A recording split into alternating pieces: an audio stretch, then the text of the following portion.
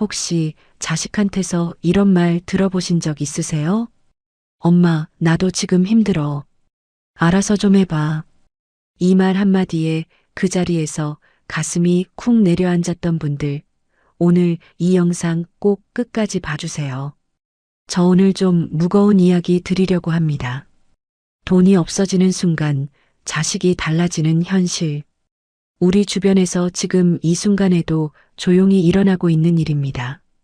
통계청 자료를 보면 65세 이상 노인 가구의 40% 이상이 자녀로부터 실질적인 경제 지원을 받지 못하고 있고, 그중 상당수가 자식과의 관계에서 심각한 상처를 받은 경험이 있다고 합니다. 숫자가 아닙니다. 우리 부모님들의 이야기입니다. 오늘 이 영상에서는 실제로 부모님들이 자녀에게 들었다는 충격적인 말 7가지를 가감 없이 전해드립니다. 그냥 남의 이야기라고 넘기시면 안 돼요. 영상 후반부에는 지금 이 상황에서 부모님이 실제로 할 수 있는 현실적인 방법도 함께 알려드리니까 끝까지 꼭 봐주셔야 합니다. 그리고 딱 한 가지만 말씀드릴게요. 이 영상 남편한테, 아내한테, 친구한테도 꼭 보여주세요. 지금 이 순간 이 영상을 보고 계신다는 건 아직 늦지 않았다는 신호입니다. 잠깐 본론으로 들어가기 전에 딱 한 말씀만 드릴게요. 이 채널은 화려한 스튜디오도 없고 유명인도 나오지 않아요.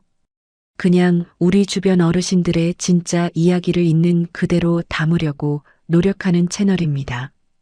그 진심이 여러분께 조금이라도 닿았다면 구독 버튼 한 번만 눌러주세요. 좋아요와 알림 설정까지 해주시면 이 채널이 더 많은 분들께 닿을 수 있는 힘이 됩니다. 화려한 부탁은 못 드리지만 진심으로 부탁드립니다. 고맙습니다. 자, 그럼 시작할게요. 첫 번째 말입니다. 엄마, 나도 힘들어. 알아서 좀 해봐. 경기도 수원에 사시는 윤 씨 할머니, 올해 72살이세요. 남편이 6년 전 세상을 떠난 뒤로 혼자 사십니다. 자식이 둘 있어요. 딸 하나, 아들 하나. 둘 다 서울에 삽니다. 차로 1시간도 안 걸리는 거리예요. 근데 한 달에 연락이 몇 번 오냐고 물으면 할머니가 먼저 전화 안 하면 한 달 내내 연락이 없을 때도 있다고 하세요. 그 할머니가 작년에 허리 수술을 받으셨어요. 척추관 협착증, 수술비가 본인 부담으로만 230만 원이 나왔습니다. 노령연금에 기초생활수급비 조금 더해서 한 달에 50만 원. 남짓으로 사시는 할머니한테는 그게 전 재산이나 다름없었어요. 아들한테 전화했습니다. 아들아, 엄마 수술해야 하는데 돈이 좀 부족해서. 그때 아들이 한 말이 뭔지 아세요? 엄마, 나도 요즘 카드빚이 있어서. 나도 지금 힘들거든. 알아서 좀 해봐. 그게 끝이었대요. 그 다음 날도 그 다음 주도 아들한테서 전화가 없었습니다. 할머니는 그냥 혼자 행정복지센터 가서 긴급복지 지원 신청하셨어요. 수술은 받았습니다. 근데 이번 사흘 동안 병실에 찾아온 자식이 없었어요. 윤 씨 할머니가 그때를 떠올리면서 이렇게 말씀하셨어요. 수술이 무서운 게 아니었어. 눈 떴을 때 아무도 없는 게 무섭더라고. 이 말이 마음에 콕 박히죠? 근데 이게 정말 특별한 사례가 아니에요. 한국노인복지학회의 2023년도 연구 결과를 보면 자녀가 있는 독거 노인의 약 42%가 본인이 아프거나 위급한 상황에서 자녀에게 연락을 꺼렸다고 응답했습니다. 이유가 뭔지 아세요? 부담 줄까봐가 아니에요. 딱 절반이 이렇게 대답했습니다. 어차피 안 와. 이게 지금 대한민국 70살 부모님들의 현실입니다. 두 번째 말로 넘어갈게요. 왜 저축을 안 해두셨어요? 이 말이 왜 무서운지 아세요? 이건 그냥 상처 주는 말이 아니에요. 이건 평생을 부어온 부모 인생 전체를 통째로 부정하는 말이거든요. 전북 전주에 사시는 박씨 할아버지, 올해 69이세요. 공장 다니고 막노동하고 택시 운전하면서 60년대, 70년대, 80년대 살아오셨어요. 두 아들 대학 보내고 결혼 비용 대주고 큰아들 전세금까지 보태줬습니다. 정작 본인 노후 자금은 없어요. 없는 게 아니라 다 썼어요. 자식들한테. 그 할아버지가 몇 년 전에 다리를 다쳐서 일을 못하게 됐어요. 그때 아들한테 용돈 좀 달라고 했더니 작은 아들이 이렇게 말했대요. 아버지, 그러니까 진작에 저축을 좀 해두셨어야죠. 저도 살기 빠듯한데 어떻게 해요? 박씨 할아버지가 그 자리에서 한마디도 못하셨대요. 할 말이 없었던 게 아니에요. 할 말이 너무 많았던 겁니다. 그 작은 아들 대학 등록금 4년치, 취업 준비 비용, 결혼식, 식대까지 다 아버지 돈으로 치렀는데 그 말을 꺼낼 수가 없었던 거예요. 왜냐고요? 그걸 따지면 자식이랑 원수 되는 거잖아요. 이 말을 들었을 때 저 정말 가슴이 먹먹했습니다. 부모는 자식한테 줬던 거 따지는 순간 관계가 무너진다는 걸 알기 때문에 그냥 참는 거예요. 그게 부모입니다. 근데 생각해보면 저축을 못한 게 아버지 잘못인가요? 경제개발 시대에 하루하루 먹고 사는 게 전쟁이었던 그 시절에 노후 준비를 한다는 개념 자체가 없었던 거잖아요. 70년대에 재테크 책 읽고 연금 설계한 사람이 몇 명이나 됐겠어요. 그 시절에는 자식이 곧 노후였던 거예요. 그게 당시의 상식이었고 그 믿음으로 평생을 살아오신 거잖아요. 세 번째 말입니다. 형제들이랑 나눠서 해결하세요. 이 말은 겉보기에는 합리적으로 들려요. 근데 실제로 이 말이 어떻게 작동하는지 알면 등골이 서늘해집니다. 서울 노원구에 사시는 이씨 할머니 이야기예요. 자녀가 3명이에요. 딸 2, 아들 1. 막내 아들이 부모님이랑 같은 구에 살고 큰딸은 경상도, 작은 딸은 인천. 남편이 뇌졸중으로 쓰러지면서 요양이 필요하게 됐어요. 요양원 비용이 한 달에 150만 원에서 200만 원 사이거든요. 이 할머니 수중에는 그 돈이 없었어요. 아들한테 이야기했더니 아들이 뭐라고 했냐면요. 엄마, 이건 저 혼자 해결할 수 없어요. 형제들이랑 회의해서 나눠서 해결하세요. 그래서 형제 셋이 모였어요. 근데 큰딸은 나는 시댁일도 있고 형편이 안 된다고 하고 작은 딸은 남편이 동의를 안 해준다고 하고 아들은 나는 아이들 학원비에 대출 이자까지 있다고 했어요. 결국 3명 다 못하겠다는 말을 합리적인 이유로 포장해서 내놓은 거예요. 그 회의 결과가 어떻게 됐는지 아세요? 아버지는 요양원 못 가고 이씨 할머니 혼자 집에서 치매 기운 있는 남편을 돌보게 됐습니다. 70살 할머니가 72살 할아버지를 혼자 돌보는 거예요. 밤에 화장실 가다 할아버지가 넘어질까봐 잠을 제대로 못 자신다고 했어요. 그러면서 이런 말씀을 하셨어요. 자식 셋 낳았는데 이제 보니까 셋이서 아무것도 못하네. 이게 웃긴 것처럼 말씀하셨는데 저는 그 뒤에 있는 서러움이 느껴져서 한참을 아무 말도 못했어요. 형제들이랑 나눠서 해결하세요. 이 말의 실제 의미는 이겁니다. 나는 하기 싫은데 내 잘못이 아닌 척할 수 있는 방법을 찾은 거야. 우리 사회에서 노인 돌봄이 왜 이렇게 됐는지 생각해 볼수록 복잡해집니다. 네 번째 말 들어볼게요. 우리 집은 좁아서요. 이 말은 어쩌면 7가지 중에서 가장 많이 들으시는 말일 수도 있어요. 강원도 원주에 사시던 최 씨 할머니, 올해 75. 남편이 작년에 돌아가셨어요. 혼자 남겨진 할머니한테 가장 무서운 건 외로움보다 혼자 살다가 쓰러지는 상황이었대요. 그래서 아들한테 잠깐만이라도 같이 살 수 있을까 하고 조심스럽게 여쭤봤어요. 아들이 한 말이 이거예요. 어머니, 저희 집이 방이 2개밖에 없어서요. 아이들 방도 있어야 하고 공간이 진짜 없어요. 근데 최 씨 할머니가 그 아들 집에 가본 적이 있어요. 32평 아파트예요. 방이 3개고 그중 하나는 아이들 공부방이라고 쓰는데 사실상 짐 창고였대요. 할머니는 그 말을 다 알면서도 그래, 알겠다 하고 전화를 끊으셨어요. 그러고 나서 원주 낡은 빌라 반지하에서 혼자 사십니다. 겨울에 보일러가 고장났을 때도 아들한테 전화 못 하셨대요. 또 패 끼치는 것 같아서 이웃집 아저씨한테 부탁해서 수리기사 불러서 해결하셨어요. 우리 집은 좁아서요.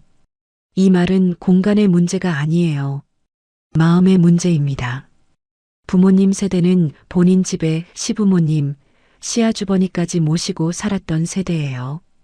방 2칸짜리 집에서 3대가 같이 살던 시절이요. 지금은 30평 아파트에서 방이 좁다고 합니다. 시대가 바뀌었고 가치관이 바뀐 건 알아요. 근데 그 말 한마디가 부모 가슴에 어떻게 박히는지는 생각 안 하는 거잖아요. 5번째 말입니다. 이건 좀 더 직접적이에요. 그냥 요양원 알아보는 게 낫지 않아요? 부산에 사시는 정씨 할아버지, 올해 70살. 아직 정정하세요. 근데 당뇨가 있고 무릎이 안 좋아서 원거리 이동이 힘들어요. 혼자 삽니다. 딸이 2 있는데 2 다 결혼해서 각자 집이 있어요. 어느 날 몸이 안 좋다고 딸한테 전화했더니 큰딸이 이렇게 말했다고 해요. 아빠, 그냥 요양원 알아보는 게 낫지 않아요? 아빠 나이에 혼자 계시면 저도 걱정되고 거기 가시면 밥도 나오고 관리도 해주잖아요. 정씨 할아버지가 그때 느낀 감정이 뭔지 아세요? 배신감이나 서러움보다 먼저 든 감정이 내가 이제 짐이구나라는 거였대요. 70살이에요. 아직 당신 발로 걸어 다니고 당신 손으로 밥해 먹고 신문도 읽고 유튜브도 보시는 분이에요. 근데 딸이 요양원을 먼저 권했을 때 그분이 느낀 건 이런 거였대요. 아, 나는 이제 처리되어야 할 존재구나. 이 말이 얼마나 무거운지 아시나요? 70살 인간이 스스로를 처리 대상으로 느끼는 순간 그 사람 안에서 무언가 꺼집니다. 삶의 의지 같은 게요. 보건복지부 통계를 보면 요양원에 입소하신 노인 중 본인이 원해서 들어간 경우는 채 30%가 안 된다고 합니다. 나머지는 가족의 권유나 강권에 의해서예요. 그리고 입소 후 1년 이내에 건강 상태가 급격히 나빠지는 비율이 외래 거주 노인보다 유의미하게 높다는 연구 결과도 있어요. 요양원이 무조건 나쁜 곳이라는 게 아니에요. 필요한 분들께는 꼭 필요한 곳이에요. 근데 아직 혼자 사실 수 있는 분한테 자식이 먼저 요양원이 낫지 않아요? 라고 하는 건 솔직히 말하면 내가 신경 쓰기 귀찮으니까 거기 들어가라는 말이에요. 자, 6번째 말입니다. 이건 특히 형제가 여럿일 때 많이 나오는 말이에요. 왜 저한테만 기대세요? 경기도 안산에 사시는 오씨 할머니 66살. 자식이 3명인데 막내 아들만 비교적 가까이 삽니다. 그러다 보니 자연스럽게 막내한테 연락이 더 자주 가게 됐어요. 병원 갈 때 운전 부탁도 하고 장 볼 때 물건 들어달라고 부탁도 하고 어느 날 막내가 이렇게 말했대요. 엄마, 왜 저한테만 이러세요? 형이랑 누나한테는 왜 전화 안 해요? 오씨 할머니가 그 말에 뭐라고 하셨는지 아세요? 그러게. 내가 왜 너한테만 그랬나? 그러고 나서 이 할머니 그 뒤로 자식들한테 부탁을 거의 안 하신대요. 전화 횟수도 줄었어요. 병원도 버스 타고 혼자 가시고 마트장도 조금씩 들고 왔다 갔다 하신대요. 겉으로 보면 독립적인 어르신이에요. 근데 그 안에 있는 감정은요. 할머니 말씀으로는 짐 되기 싫으니까 그냥 참는 거래요. 막내한테 기댔던 건 막내가 가까이 있어서이고 더 편해서이고 그게 자연스러워서였는데 그 말 한마디에 내가 짐이었나가 되어버린 거예요. 자녀 입장에서 왜 저한테만이냐는 말이 억울하게 느껴질 수 있어요. 저도 그 감정 이해해요. 근데 부모님 입장에서 그 말이 어떻게 들리는지는 생각해 봐야 해요. 그 말을 들은 부모는 앞으로 아프고 힘들어도 자식한테 전화 한 통 못하게 돼요. 진짜로요. 그리고 마지막 7번째 말입니다.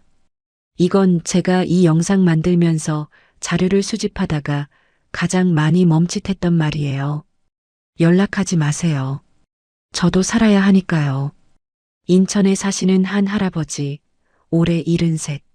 자녀가 둘인데 큰아들이랑 사이가 오래전부터 안 좋았어요. 그러다가 몇 년 전에 재산 문제로 크게 다퉜어요. 집 한 채 있던 거를 큰아들이 먼저 처분해달라고 요청했고 할아버지가 아직 내가 살아있는데 라고 하면서 갈등이 시작됐어요. 그 이후로 큰아들이 연락을 잘 안 했어요. 할아버지가 먼저 전화하면 짧게 받고 끊었어요. 그러다 어느 날 할아버지가 너무 보고 싶어서 아들 집 앞까지 갔대요. 초인종을 눌렀더니 아들이 나와서 이렇게 말했어요. 아버지, 저도 이제 제 삶을 살아야 해요. 연락하지 마세요. 그리고 문을 닫았어요. 이 할아버지가 집에 돌아오는 버스 안에서 무슨 생각을 하셨는지 아세요? 할아버지가 저한테 직접 하신 말씀이에요. 내가 저 아이한테 뭘 잘못했나 버스 타고 오면서 계속 생각했어요. 근데 아무리 생각해도 모르겠더라고. 내가 먹을 거 못 먹여서도 아니고 학교 못 보내서도 아닌데 그냥 돈이 없어지니까 그렇게 되더라고요.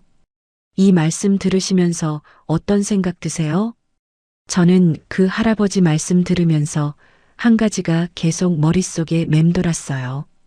부모와 자식 사이에 정말 중요한 건 뭔가? 사랑인가, 돈인가? 근데 어쩌면 그 질문 자체가 잘못됐을 수도 있어요. 돈이 없으면 사랑도 흔들리는 게 현실이에요. 그게 아무리 잔인하게 들려도 이게 우리가 직면하고 있는 현실이에요. 그럼 이 현실 앞에서 부모님들은 어떻게 해야 할까요? 저는 지금부터 그 이야기를 드리고 싶어요. 자식한테 상처받은 분들, 지금 혼자 사시는 분들, 그리고 앞으로를 걱정하시는 분들한테요. 첫 번째로 말씀드리고 싶은 건 자식한테 기대는 마음을 내려놓는 게 먼저가 아니라는 거예요. 많은 전문가들이 노후는 스스로 책임져야 한다고 말해요. 맞는 말이에요. 근데 그 말이 부모님들한테 얼마나 잔인하게 들리는지 알아요? 평생을 자식한테 다 쏟아부은 분들한테 혼자 알아서 해야 한다는 말은 이미 지나간 시간을 돌이킬 수 없는 분들한테 상처를 덧치라는 말이에요. 그래서 저는 이렇게 말씀드리고 싶어요.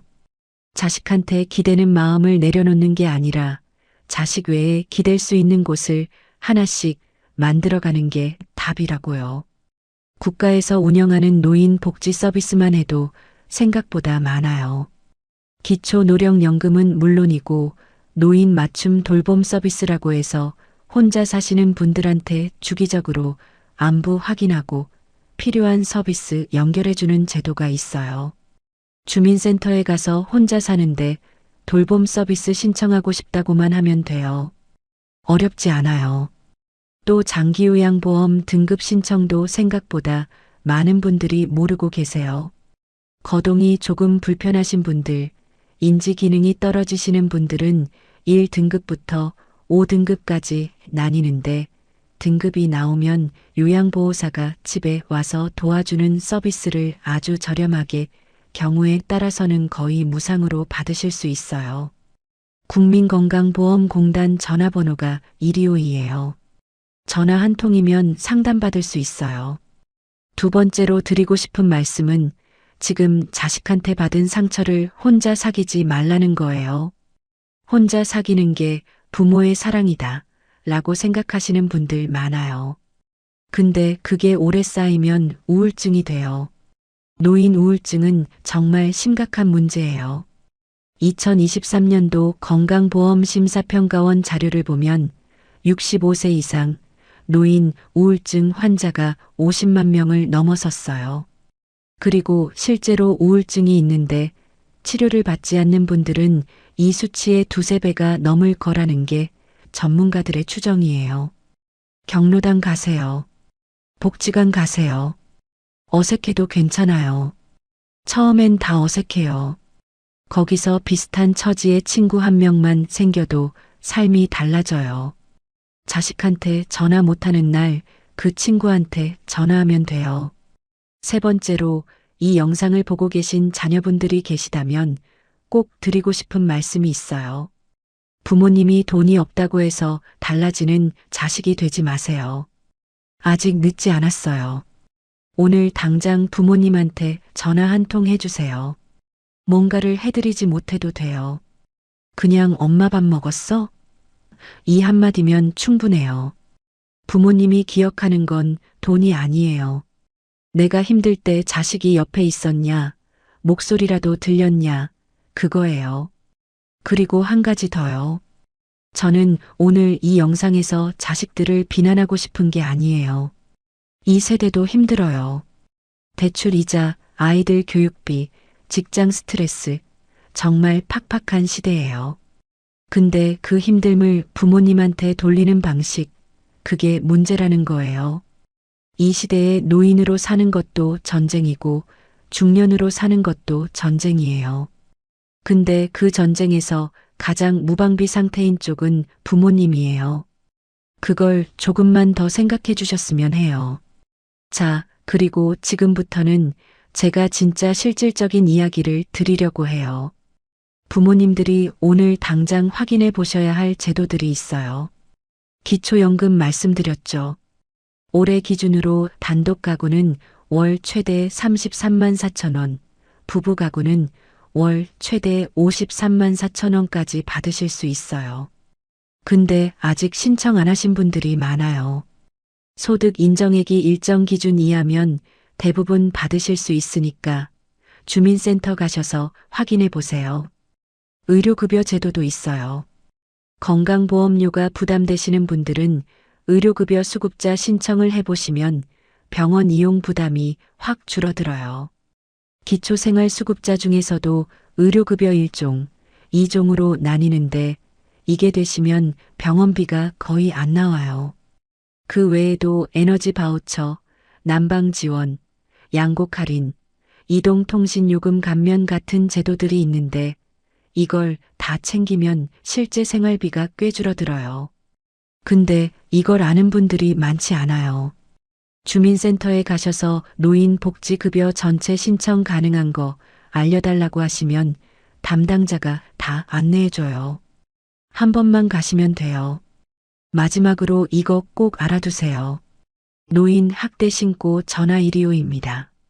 자녀로부터 경제적 착취나 언어 폭력을 당하시는 분들, 이건 단순한 가족 갈등이 아니에요. 법으로 보호받으실 수 있어요. 경제적 학대라는 게 있어요. 자녀가 부모 재산을 동의 없이 가져가거나 부모한테 경제적 압박을 주거나 부양 의무를 이행하지 않는 것 모두 해당돼요.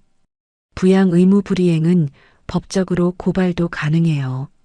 물론 자식을 법으로 다루는 게 쉬운 일이 아니에요. 근데 최소한 그런 제도가 있다는 걸 아는 것만으로도 내가 이 상황을 감내만 해야 하는 건 아니라는 걸 알게 돼요. 그리고 이 이야기를 드리는 이유가 또 있어요. 부모님이 당당해지셔야 해요. 자식한테 기대는 게 죄가 아니에요. 부양받는 게 민폐가 아니에요. 부모와 자녀 사이에는 서로에 대한 의무가 있어요. 부모는 자녀를 키울 의무가 있었고 자녀는 부모를 부양할 의무가 있어요. 이게 민법에도 나와요. 민법 976조입니다. 직계 혈족 및 형제자매는 서로 부양의 의무가 있다고 명시되어 있어요. 물론 법으로 자식을 강제하는 게 정답은 아니에요. 근데 최소한 내가 자식한테 도움을 요청하는 게 구차한 짓이 아니에요. 당당히 부탁하셔도 돼요. 그게 부모의 권리예요. 이 이야기를 하다 보니 한 분이 생각나요. 대구에 사시는 81살 할머니, 혼자 사세요. 자녀가 셋인데 아무도 연락 안 해요. 그 할머니가 몇 달 전에 복지관에서 스마트폰 교육을 받았어요. 70대 강사한테 유튜브 보는 법 배우셨대요. 그러다 우리 채널 영상을 보셨대요. 그 할머니가 댓글로 이렇게 써주셨어요. 나만 이런 줄 알았는데 다 이렇구나. 그래도 살아야지요. 저 그 댓글 보고 한참 앉아 있었어요. 그래도 살아야지요. 이 말이 얼마나 강한 말인지. 자식한테 그런 말 들으면서도 그래도 살아야지 하고 스스로를 다독이시는 그 마음. 그분이 저한테 용기를 주신 거예요. 여러분, 돈이 없다고 해서 당신의 존재 가치가 줄어드는 게 아니에요. 자식이 달라졌다고 해서 당신이 잘못 산 게 아니에요. 지금 이 순간에도 조용히 삶을 버티고 계신 모든 부모님들께 저는 진심으로 말씀드리고 싶어요. 당신은 충분히 잘 살아오셨어요. 오늘 7가지 말씀드렸어요. 들으시면서 어떠셨어요? 혹시 그 중에 내가 들었던 말이 있었나요? 그 말들이 얼마나 무거운지, 얼마나 오래 가슴에 남는지 저는 압니다. 그리고 그 상처를 혼자 꾹 눌러 담으면서 오늘도 밥 드시고 잠 주무시고 내일을 사시는 분들한테 이 말을 드리고 싶어요. 당신이 살아온 그 시간들, 자식한테 다 쏟아부은 그 마음들, 절대 헛된 게 아니에요. 다만 세상이 바뀌었고 그 바뀐 세상에서 나를 지키는 법도 조금은 배워야 해요. 자식한테 기대는 마음을 죄책감 없이 가지되 자식 외에도 내 편이 있다는 걸 만들어가는 것. 그게 지금 우리 부모님들한테 필요한 거예요. 오늘 영상 보신 뒤에 딱 한 가지만 해보세요. 주민센터에 전화 한 통 해보세요. 아니면 오랫동안 연락 못했던 친구한테 문자 하나 보내보세요. 작은 것부터 시작하면 돼요. 다음 영상에서는 노인복지급여 받을 수 있는 거 다 받는 법을 아주 쉽게 정리해서 가져올게요. 주민센터 가기 전에 꼭 한번 보셔야 할 내용이에요. 알림 설정해 두시면 바로 받아보실 수 있어요. 오늘도 이 영상 끝까지 함께 해주셔서 진심으로 고마워요. 여러분이 오늘 여기까지 봐주신 것만으로도 저는 이 영상 만들기를 참 잘했다는 생각이 들어요. 건강하세요. 따뜻하게 지내세요. 다음 영상에서 또 만나요. 여러분, 질문 하나 드리겠습니다. 내가 늙고 나서 정말로 아무도 없으면 어떡하지? 남편도 없고 자식도 연락이 없고 통장에는 매달 56만 원만 들어온다면 오늘 제가 만나고 온 할머니 이야기를 들으시면 아마 가슴이 먹먹해지실 겁니다. 대구 외곽 사람들이 잘 모르는 조용한 동네 25년이 넘은 낡은 빌라 2층 거기서 혼자 사시는 73살 김순자 할머니 오늘 그분의 하루를 제가 직접 따라다녔습니다. 국민연금 22만 원, 기초연금 34만 9,700원. 딱 이게 전부입니다. 이 돈으로 한 달을 사시는 거예요. 남편은 4년 전에 떠났고 두 자녀는 각자 살기 바빠서 명절에도 얼굴 보기 힘들다고 하시더라고요. 이 영상을 끝까지 보셔야 하는 이유가 있어요. 후반부에는 기초연금을 제대로 더 받을 수 있는 방법, 절대 놓치면 안 되는 복지 혜택까지 다 알려드릴 거예요. 지금부터 딱 30분만 저랑 같이 가주세요. 이 채널에서 전하는 이야기들이 조금이라도 위로가 되고 도움이 되신다면 구독 버튼 한번 눌러주시고 알림까지 설정해 두시면 정말 감사하겠습니다. 여러분의 작은 응원이 이런 이야기를 계속 세상에 꺼낼 수 있는 힘이 됩니다. 아침 6시 대구 달성군 어느 골목 안쪽 오래된 빌라 단지에 불이 하나 켜집니다. 2층 끝집 22호 김순자 할머니가 눈을 뜨시는 시간이에요. 아직 바깥은 어스름한데 할머니는 이미 일어나 계셨어요. 알람 같은 거 없어요. 그냥 몸이 이 시간에 깬대요. 40년 넘게 그렇게 살아오셨으니까요. 새벽 5시에 일어나 남편 밥 차리고 애들 학교 보내고 그렇게 살다 보니 이제는 안 일어나고 싶어도 눈이 저절로 떠진다고 하시더라고요. 방은 작아요. 아, 정말 작아요. 25년 넘은 빌라 28평짜리 건물에서 할머니가 사시는 건 2층 끝에 붙은 18평 세대예요. 거실이 있고 방이 2개 있는데 하나는 그냥 잠가 놓는데요. 예전에 애들 방이었는데 지금은 열 이유가 없다고요. 그 말씀을 하시는데 잠깐 표정이 굳어지시더라고요. 저는 그냥 다른 이야기로 넘어갔어요. 부엌으로 들어가시더니 물 한 잔 먼저 드세요. 냉장고 문을 여시는데 저도 슬쩍 봤어요. 된장, 김치통, 계란 5개, 두부 반모, 파 한 단. 딱 거기까지예요. 군더더기가 없어요. 낭비가 없어요. 없는 게 아니라 딱 필요한 만큼만 있는 거예요. 아침은 밥 반 공기에 된장국, 그리고 김치. 그게 전부예요. 반찬 투정 같은 거 없어요. 그냥 드세요. 조용히, 천천히. 제가 여쭤봤어요. 할머니, 아침에 혼자 드시면 어떠세요? 할머니가 웃으시더라고요. 처음엔 이상했지. 밥 한 숟가락 뜰 때마다 영감이 생각나서. 근데 이제는 그냥 이게 일상이야. 뭐? 그 말이 얼마나 가슴에 걸리던지요. 남편 되시는 분은 4년 전에 돌아가셨어요. 위암이셨대요. 5개월 투병하시다가 가셨는데 병원비 때문에 그때 모아놨던 돈 거의 다 썼다고 하시더라고요. 6천만 원 조금 넘게 있었는데 치료비, 입원비, 간병비 하다 보니까 거의 다 나갔대요.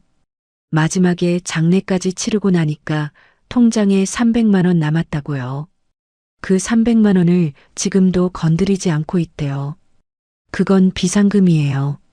내가 아프면 써야 하니까. 할머니 나이 73. 지금 몸 상태 어떠세요? 여쭤보니까 무릎이 좀 아프고 혈압약 먹고 당뇨 초기라고 하시더라고요. 약값이 한 달에 4만 5천 원 정도 나온대요. 의료급여 대상자가 아니라서 그냥 건강보험으로 내신대요. 할머니 수입이 56만 원이면 의료급여 받을 수 있지 않을까 싶어서 제가 나중에 따로 알아봤는데 이 부분은 뒤에서 자세히 말씀드릴게요. 오전 9시가 되니까 할머니가 외출 준비를 하세요. 꽃무늬 조끼 하나 걸치시고 1,000원짜리 장바구니 들고 오늘은 장 보러 가시는 날이에요. 한 달에 4-5번 정도 날 잡아서 시장에 다녀오신대요. 근처에 대형마트가 있긴 한데 거기는 너무 비싸대요. 버스 타고 15분 거리에 재래시장이 있거든요. 버스비 왕복 2,800원. 그게 아까워서 최대한 한 번 갈 때 많이 사오신대요. 시장에서 할머니 장바구니에 들어간 것들 제가 메모해 봤어요. 두부 한 모 1,500원, 콩나물 한 봉지 1,000원, 계란 한 판 5,500원, 파 한 단 2,000원, 고등어 한 마리 3,000원, 마늘 조금 1,000원, 된장 한 통 3,500원. 거기다 과자 작은 거 하나 1,500원. 제가 세어보니까 2만 원이 채 안 됐어요. 그게 일주일치가 넘는데요. 할머니가 고등어 앞에서 한참 서 계셨어요. 한 마리 3,000원이면 이틀 반찬은 나오거든요. 그런데 그날따라 고등어가 좀 커 보이니까 아저씨한테 여쭤보시더라고요. 이거 2마리 주면 5,000원에 안 되겠냐고요. 시장 아저씨가 웃으면서 5,200원 하자 했고 할머니도 웃으셨어요. 그 200원짜리 흥정이 그날 할머니한테는 작은 즐거움이었던 거죠. 집에 오시는 길에 할머니가 불쑥 말씀하시더라고요. 예전엔 시장 오면 먹고 싶은 거 막 집었는데 순대도 사고 떡도 사고 지금은 딱 필요한 것만 사. 그게 어렵더라고. 눈에는 다 보이는데 손이 안 가게 되는 거야. 이제는. 그 말을 들으면서 저는 괜히 코가 찡했어요. 오후 1시. 집에 돌아오셔서 장 보신 걸 다 정리하시고 점심을 차리세요. 고등어 한쪽 구우시고 콩나물 데치시고 아까 아침에 남은 된장국 데워서 드세요. 밥은 여전히 반 공기예요. 많이 드시면 혈당이 오른대요. 그래서 조금씩 자주 드신대요. 식사 시간은 혼자 드시는데 TV를 켜놓으세요. 무슨 프로그램을 보시나 했더니 뉴스를 보신대요. 그게 말동무래요. 사람 목소리가 들리면 덜 조용하다고요. 그 말이 또 마음에 걸렸어요. 조용한 게 편한 분들도 계시지만 할머니한테 이 집의 조용함은 편안함이 아닌 것 같았거든요. 그냥 익숙해진 거죠. 어쩔 수 없이 오후 2시쯤 됐을 때 제가 여쭤봤어요. 자식들 이야기 좀 해주실 수 있어요? 할머니가 잠깐 뜸을 들이셨어요. 그러다 말씀하시더라고요. 아들 하나, 딸 하나야. 아들은 인천에 있고 딸은 수원에 있어. 둘 다 애들 있고 바쁘지 뭐. 그렇게만 말씀하시고 더 이상은 안 하시려 하더라고요. 제가 조심스럽게 여쭤봤어요. 자주 연락은 하시냐고요.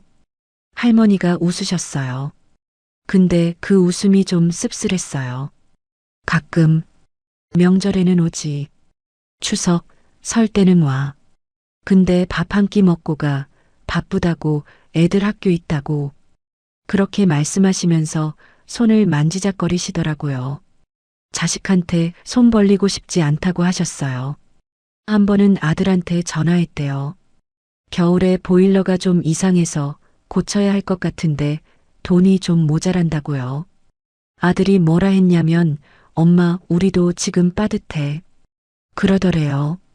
그 말 듣고 나서 다시는 먼저 전화 안 하셨대요.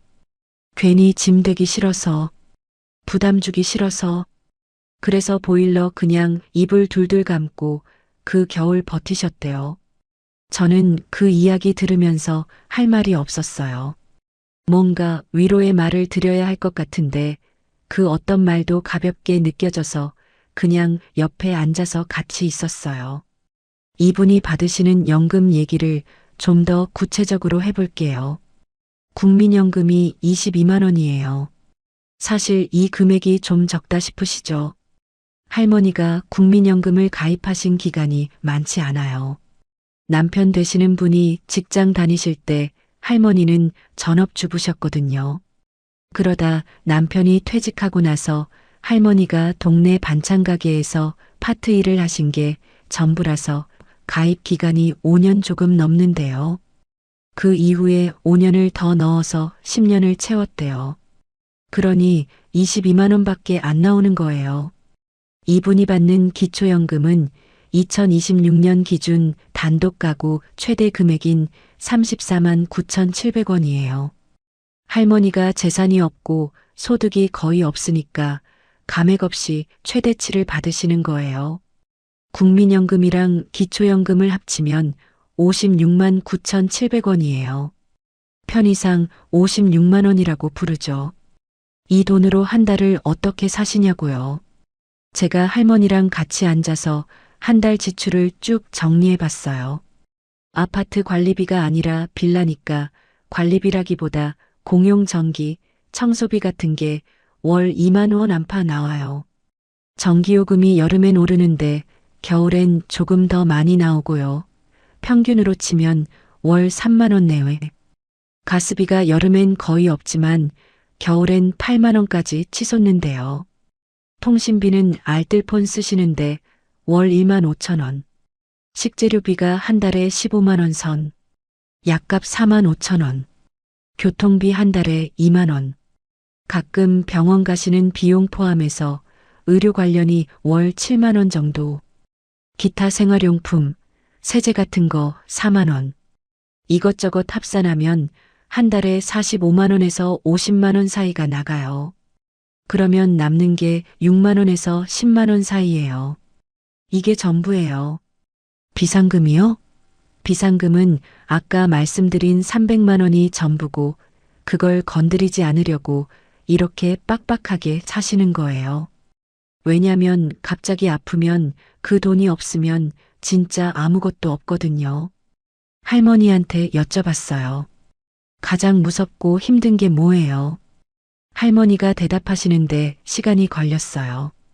그러다 하시는 말씀이 아프면 안 된다는 거야. 내가 넘어지거나 입원이라도 하면 그때부터 진짜 막막한 거야. 지금은 그나마 내가 움직이니까 이렇게 사는 거지. 몸이 안 되면 그때는 진짜 어떻게 해야 할지 모르겠어. 자식들한테 손 벌릴 수도 없고 요양원은 돈이 얼마나 드는지 알아? 내가 알아봤거든. 싼데도 월 100만 원은 기본이야. 그 돈이 어디 있어? 그 말이 계속 귓가에 맴돌더라고요.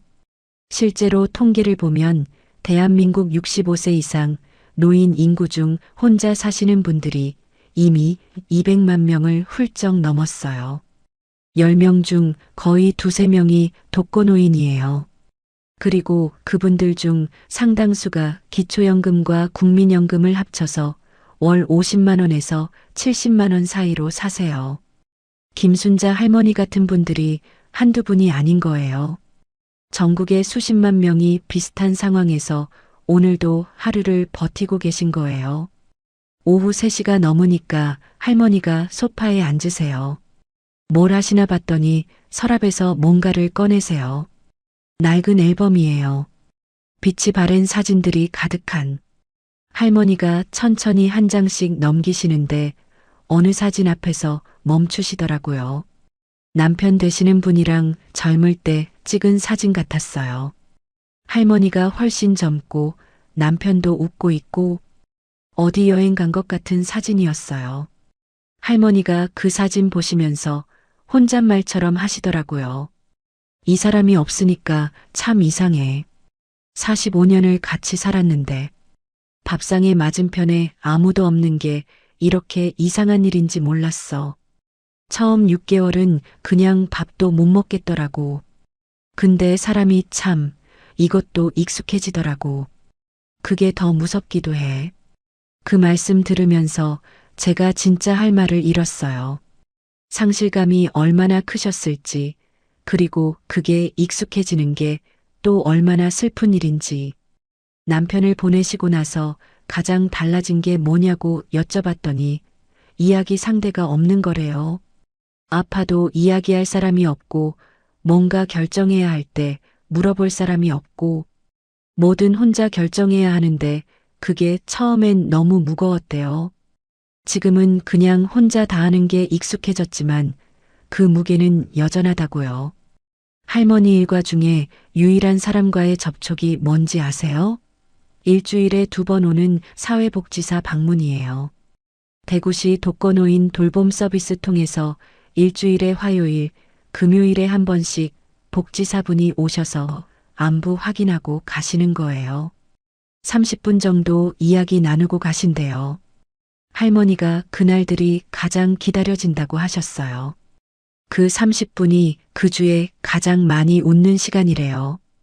그게 마음에 걸려서 혹시 동네 경로당 같은 데는 안 가시냐고 여쭤봤어요. 한번 가봤는데 거기도 아는 사람들끼리 모여 있어서 처음엔 낯설더래요. 그냥 안 가게 됐대요. 그게 벌써 2년이 됐대요. 한 번의 낯설음이 2년의 단절로 이어진 거예요. 저는 이 이야기를 들으면서 노인 고독사 문제가 왜 생기는지 조금 알 것 같았어요. 건강한 사람도 집도 있어도 연금도 나와도 사람과의 연결이 끊기면 그게 얼마나 무서운 상황으로 이어지는지. 오후 4시쯤 됐을 때 할머니가 베란다에 나가셨어요. 베란다에 화분이 여러 개 있어요. 상추, 쪽파, 고추. 작은 스티로폼 박스에 심어 놓은 거예요. 할머니가 물 주시면서 살짝 미소 지으시더라고요. 이거 내가 직접 길렀어. 상추는 쌈 싸먹고 쪽파는 찌개에 넣고 이게 한 달에 식비 2만 원은 아껴준다고요. 실용적이기도 하지만 제가 보기엔 할머니한테 이 화분들이 그냥 식재료 이상이에요. 매일 물 줘야 하는 생명, 잘 자라나는 걸 보는 즐거움, 뭔가를 돌봐야 하는 이유. 그게 하루를 버티게 해주는 힘이 아닐까 싶었어요. 저녁 5시 반. 할머니가 저녁 준비를 하세요. 점심에 남은 고등어랑 새로 무 좀 삶아서 밥 반 공기. 그게 전부예요. 드시면서 또 TV 켜놓으시고요. 저녁 먹고 나서 설거지 하시고 약 챙겨 드시고 8시쯤 씻으시고 9시면 주무신대요. 이게 하루예요. 매일매일. 하루 이야기를 다 듣고 나서 제가 마지막으로 여쭤봤어요. 할머니, 지금 가장 바라시는 게 뭐예요? 할머니가 웃으시면서 별거 없어. 그냥 아프지 않고 이렇게 내 집에서 내 손으로 밥 해먹고 사는 거. 그게 다야. 자식들한테 짐 되지 않고 누군가한테 폐 안 끼치고 이 집에서 그냥 내 끝을 맞이하고 싶어. 그게 소원이야. 이 한마디가 이날 제가 들은 가장 가슴 아픈 말이었어요. 자, 이쯤에서 여러분께 꼭 필요한 정보를 드릴게요. 김순자 할머니처럼 사시는 분들, 혹은 부모님이 비슷한 상황이신 분들이 꼭 알아두셔야 할 게 있어요. 먼저 기초연금 얘기부터 할게요.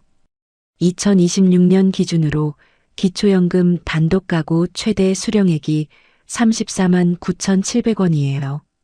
할머니처럼 소득 인정액이 낮으면 이 최대치를 받을 수 있어요.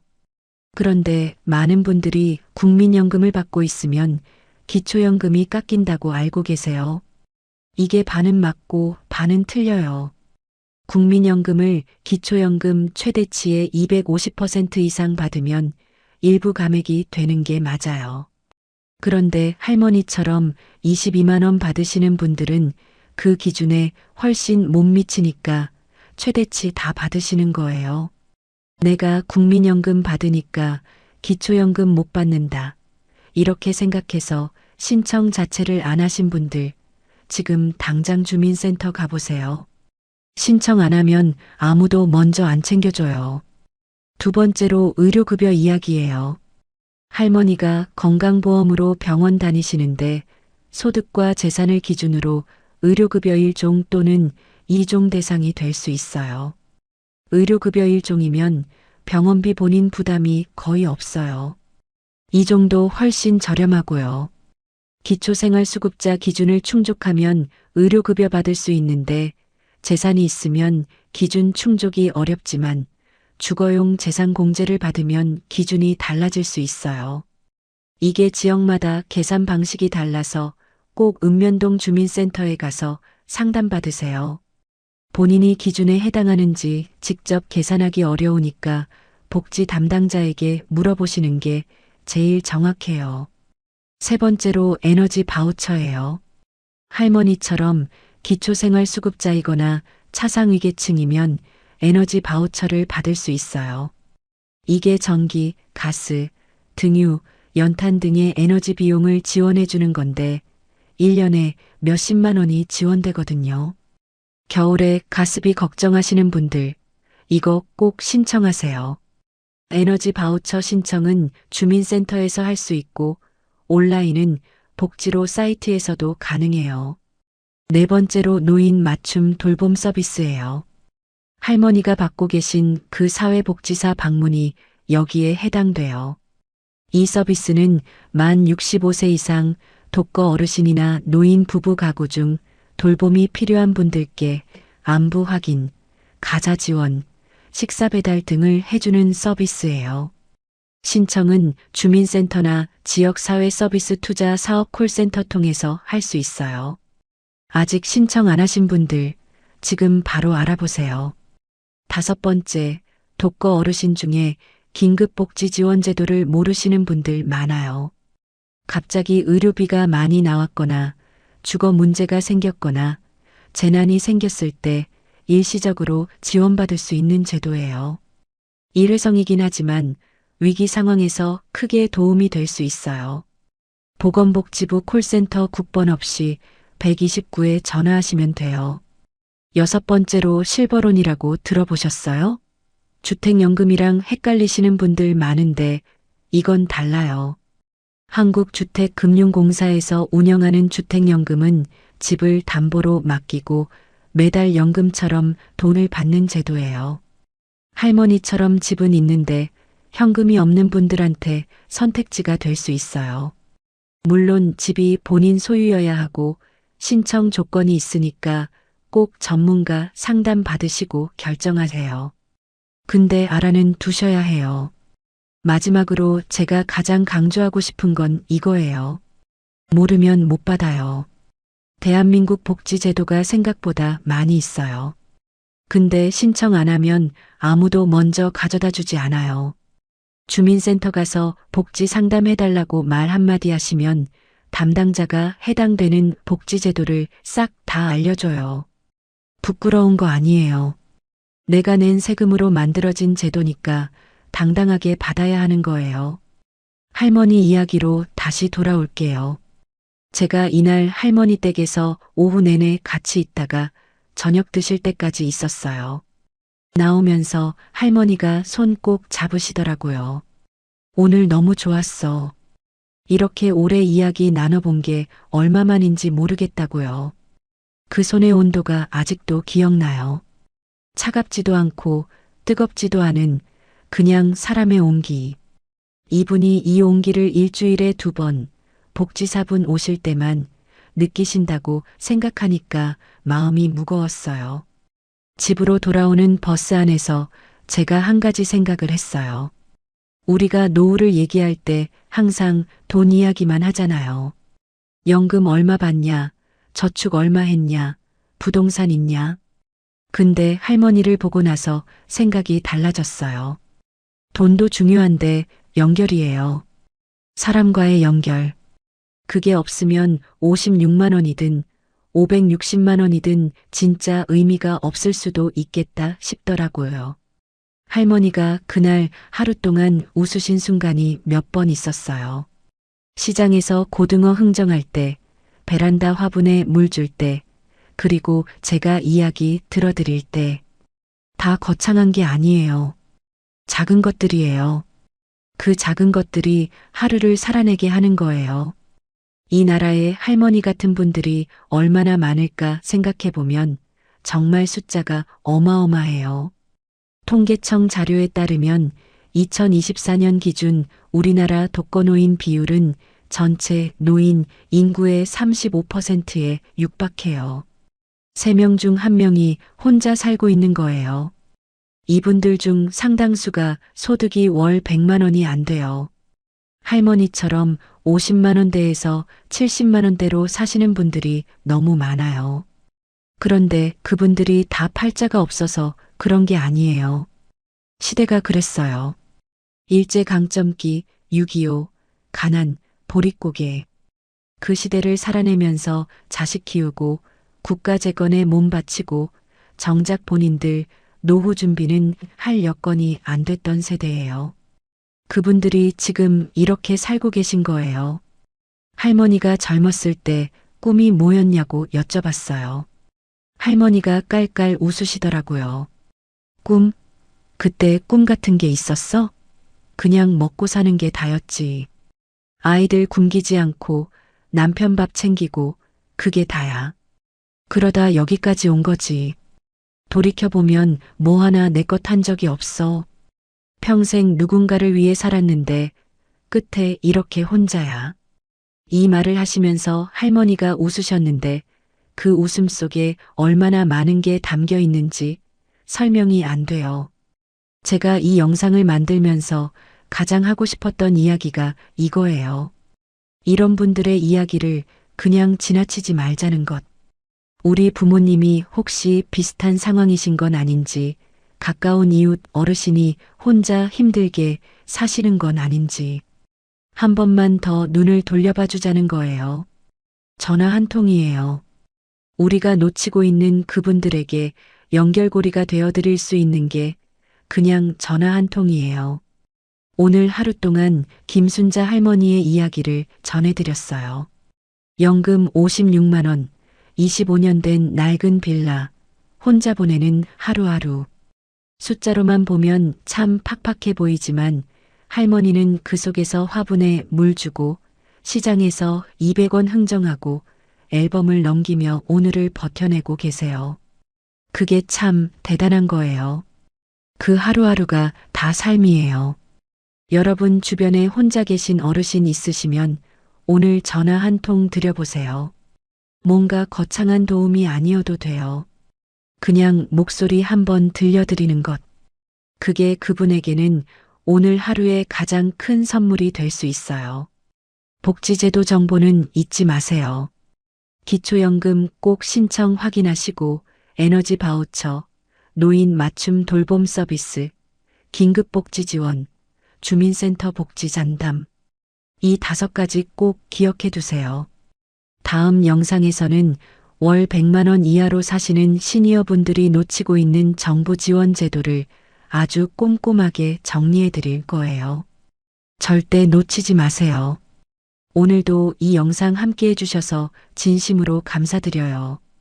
할머니처럼 오늘 하루도 잘 버텨내신 여러분, 정말 대단하세요. 또 만나요.